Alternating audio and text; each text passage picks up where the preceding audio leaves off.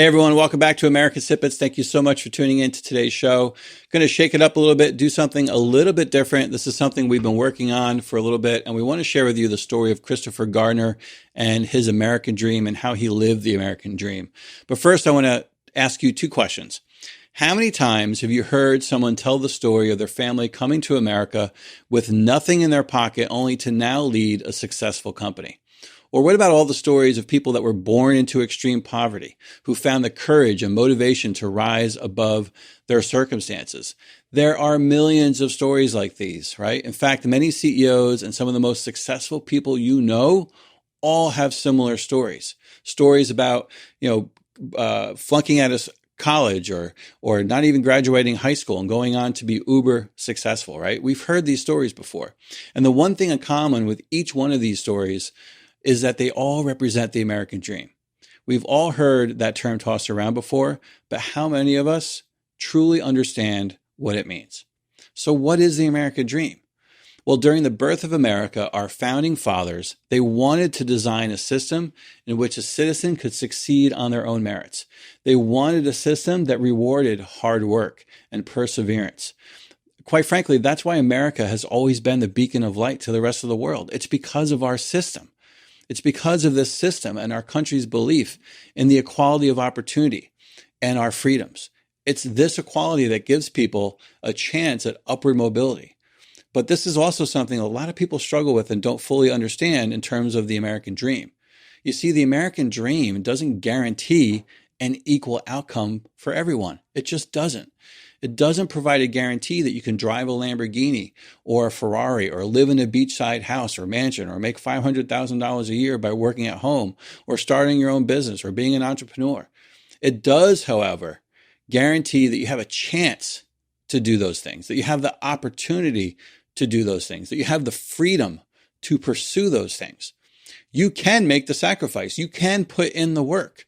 Yes, it will require that you work really hard and continuously work on proving yourself. But quite frankly, that's what it's all about. That is the American dream, because the American dream centers on you and what you're willing to do to succeed. Are you willing to do whatever it takes? It's the idea that if you're willing to work hard and put forth the effort, you can succeed and create the kind of life that you want to live. You can design it. It's the personification of the quote by Virgil: "Fortune favors the bold." So let me ask you, is the American dream still achievable today? Of course it is, right? But you've probably heard people say that the American dream is a dead idea. You've probably seen it on the news. And you know what? All these naysayers will always point to their own personal experience as evidence because they're naysayers. They're negative. They're never going to get anywhere in life. The truth is, the American dream is not only alive and well, but it's easier than ever before to achieve. So let's consider the story of Christopher Gardner. Gardner's mother was a single mom that was in an abusive relationship with her boyfriend, forcing Christopher from his home at a very early age. He found himself in a foster family after his mother tried to kill her boyfriend by burning down their home. Gardner would go on to join the Navy before getting married and having a child while working as a medical supply salesman. One day, he saw a man in a suit and a tie that drove a beautiful Ferrari, and Gardner had to talk to this man. He decided to ask him, how are you able to afford this Ferrari? How are you able to drive this kind of car? What do you do for a living? And the man's name was Bob Bridges. And Bob told Gardner that he worked as a stockbroker. And he offered Christopher to help him interview for training programs with New York's largest brokerage houses. Gardner got into a training program at E.F. Hutton, but the man who hired him actually lost his job and the training program closed. Meanwhile, Gardner struggled financially, and he amassed over $1,000 in parking fines. He actually spent time in jail, and when he got out, he returned home only to discover that his wife had left him. And it's at this point that Gardner could have just had, a negative attitude. He could have declared that the American dream no longer existed. He could have quit. He could have given up, but he didn't. Instead, he doubled down on the American dream. He doubled down on the ideas of hard work and perseverance. He went on to earn a position at Dean Witter's training program. He passed the licensing exam. He got a job working for Bear Stearns in San Francisco. But things were still really hard for Christopher. He still struggled mightily financially. And after paying for daycare for his son, he barely had any money left over for himself, and he found himself homeless with a child. And after some time, he finally got into a homeless shelter. He was able to start saving some money, and he soon was able to provide for his family. But not once did Christopher complain or contemplate about giving up. Instead, he rolled up his sleeves, worked harder, having faith that his dedication would pay off, and it did in a big way. Later, he started his own firm out of the apartment that he was now able to afford. He grew this firm leaps and bounds and was able to sell it for millions of dollars. I'm sure you know Christopher's story. It became an inspirational tale for many, and Will Smith portrayed Christopher in the critically acclaimed movie, The Pursuit of Happiness. Highly encourage you to check out the movie. I'm sure many of you know about it. So what can we learn from Christopher's story? Well, the first thing to take away from this story is that the American ideals of hard work and dedication should always guide you in life in your pursuit of success and happiness. Look, in all of human history, there has never been a nation like ours where a story like Christopher's could happen on such a regular basis. Gardner could have given up. Most people wouldn't have blamed him. Heck, most people would quit themselves. But the American dream has no room for excuses. It has no room for self-pity. It only works for those who know what they want, those who develop a plan, and those who stick to it with the rugged determination and the grit of a pit bull. So what else can we learn from Christopher's story? Well, it shows us that we should absolutely surround ourselves with successful and like-minded people. Look, if you ever find yourself in a room where you're the smartest and most successful person, you should run, because you're absolutely wasting your time there. You're not going to learn anything from those people. They won't be able to do anything for you. They won't be able to teach you anything, right? Absolutely nothing. Because you have to seek out people who are more successful than you are, people who are doing what you want to be doing at a higher level. That's how you learn, right? And that'll enable you to reach new heights and be successful yourself. You can't sit back and wait for these people to come to you. It won't happen. You have to actively pursue them.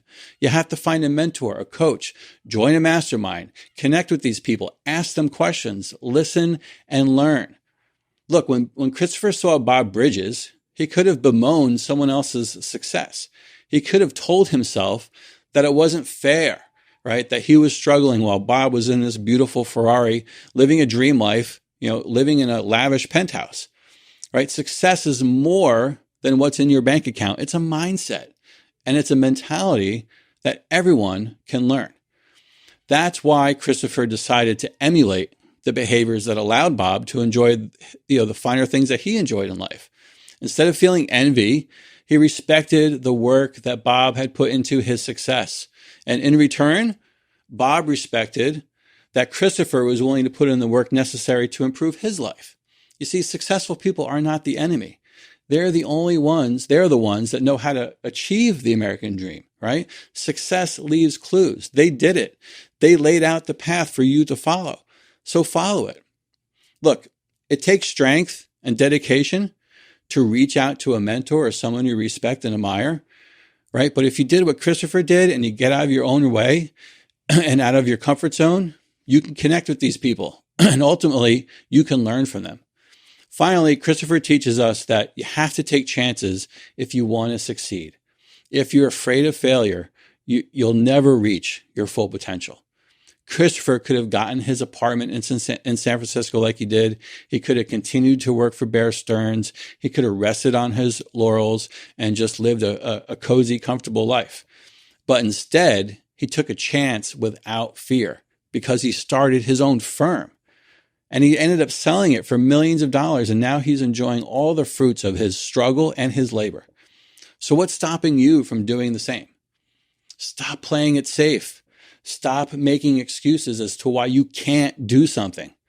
Playing it safe may make you feel good short term, but it isn't going to get you anywhere. It's not going to make you successful and live the kind of life that you've always dreamed for yourself. Look, the one thing you should take away from this is that you'll never experience the American dream if you spend your time searching and using excuses and not going after success. Do you think Jeff Bezos looked for excuses when he started Amazon out of a garage? Or what about Bill Hewlett and Dave Packard, who started HP with only $538? They had a vision, they had a plan, and they knew they were willing to put in the work to make that vision a reality. That's the American dream personified. Hard work and motivation lead to upward mobility. So no matter what your situation is, no matter what situation you're born into, you can absolutely improve your lot in life. And look, since you're listening or watching to this podcast and audio program, I think it's safe to assume that you probably have access to the internet, right? Well, that means you already have an advantage that Christopher Gardner did not have. You have access to the entire world at your fingertips on a cell phone. You can look for mentors online. You can listen to podcasts like this one. You can take free online classes. You can join our Great American Mastermind experience or our Inner Circle. You can basically teach yourself anything you need to know. Your success story is out there waiting for you to write it. The only question now is, will you? Do you have the determination? Do you have the grit? Do you have the desire to pick up the pen and paper and write your own story? Will you stop looking for excuses and start looking for success? Will you be the one of the few determined to live the American dream, or will you be one of the many that stand on the sidelines and wonder why they aren't living their best life? Make the decision today. Commit to success. Pursue more out of life. Reach your full potential and show the world how exceptional you really are. If Christopher Gardner can do it, you can do it too. I hope you enjoyed this episode. If you did, please leave us a 5-star review on iTunes. We'd really appreciate it. Also, share this episode with a friend. Share our podcast with a friend. Share it on social media. You can find us on Facebook, Instagram, and Twitter at American Snippets. You can find us on YouTube as well. Appreciate you being here today, and we will see you next week.